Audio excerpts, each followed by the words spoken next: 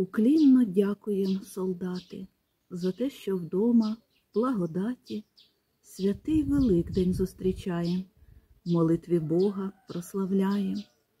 Ми вдячні вам за те, що в квітні світанком сонячним, привітним радієм щиро в ріднім домі, в теплі й добрі, живі й здорові. Дай Боже міці, волі, сили, щоб ворогів ви розгромили, і з перемогою живими всі повернулись до родини. Нехай Господь вас опікає, від куль ворожих захищає, і у пресвітле воскресіння зішле з небес благословіння.